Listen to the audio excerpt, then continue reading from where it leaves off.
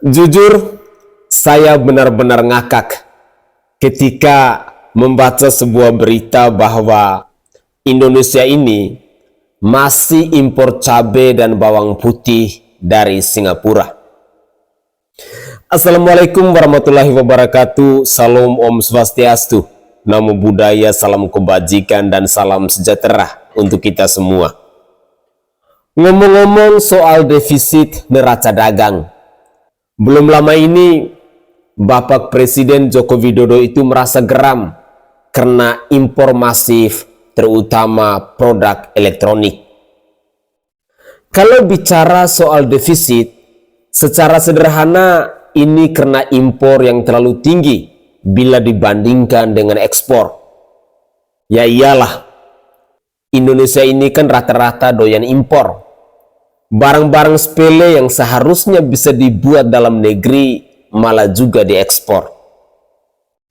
Ada beberapa negara yang menyebabkan defisit neraca dagang. Salah satunya Singapura yang menjadi negara sumber impor. Dan yang paling mengejutkan adalah menurut data terbaru dari BPS, Indonesia impor beberapa bahan pangan pokok dari sana. Padahal negara Singapura sendiri itu juga impor pangan hingga mencapai 90%. BPS pun mencatat Indonesia mengimpor bawang putih, gandum, juga cabai dari Singapura.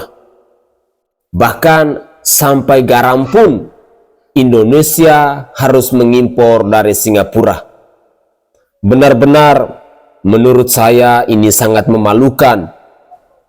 Coba kita bayangkan, negara sekecil Singapura yang kalau dilihat dari jauh di peta, negaranya itu tidak kelihatan.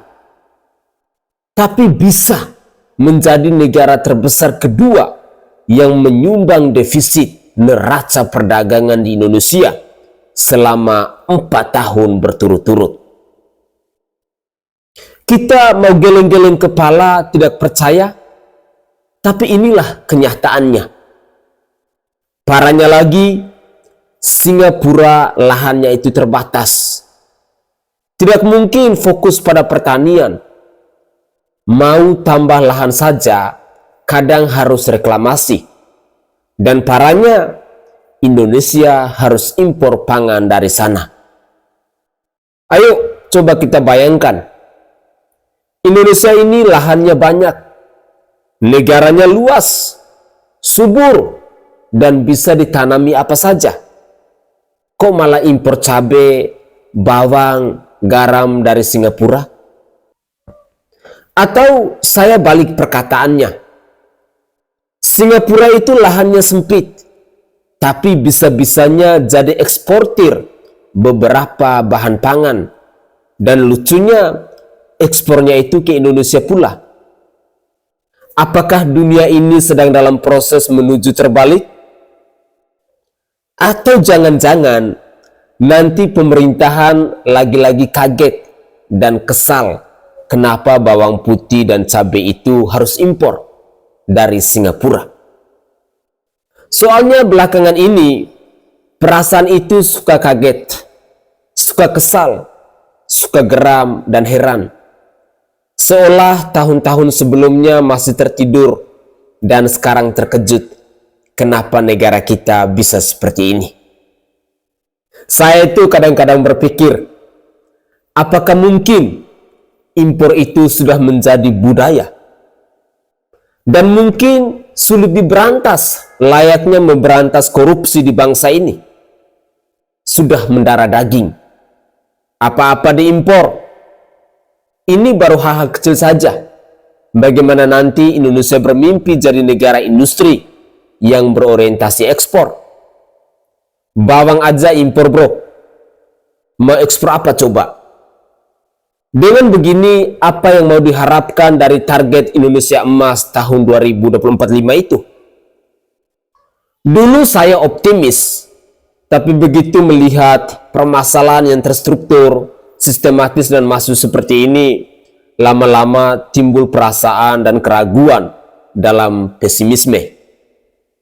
Kalau pemerintahan sekarang saja cabai dan bawang masih kayak begini, gimana dengan pemerintahan selanjutnya? Apakah kita bisa optimis bahwa Indonesia emas itu akan diwujud nyatakan pada tahun 2045?